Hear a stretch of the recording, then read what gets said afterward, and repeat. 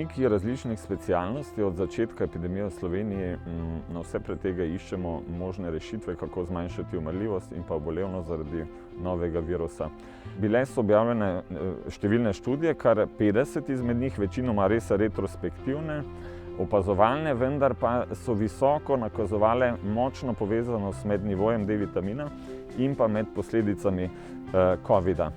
Randomizirana prva pilotna študija iz Španije, kaj pa ta govori? Ta pa dejansko je pokazala, da tisti, ki dobijo D-vitamin dovolj zgodaj, lahko z njim preprečimo prehod kritičnosti v višje stanje in potrebo po intenzivnem zdravljenju. 50 bolnikov je dobilo D-vitamin, 26 pa ne. Računalnik se je odločil, koga bo zbral, da dobi D-vitamin, kdo pa ne. In kaj mislite? Eden izmed 50 je samo potreboval enoto intenzivne terapije, na drugi strani pa polovica tistih, ki pa D-vitamina niso dobili. Ostala terapija je bila popolnoma enaka.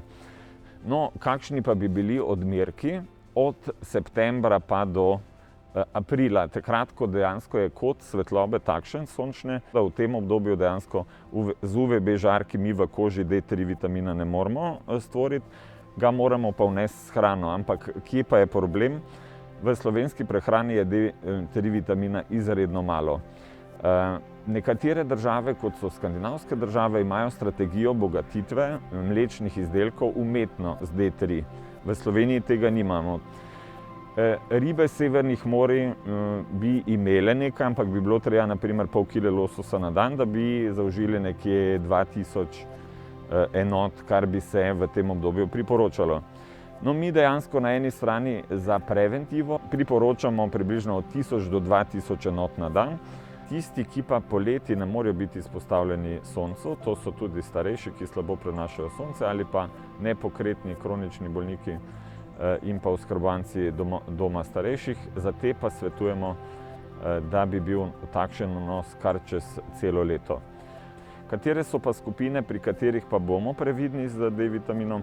To so tisti, ki imajo že znane vrednosti, povišane vrednosti kalcija, torej hiperkalcemija in pa nekatere granulomatoze.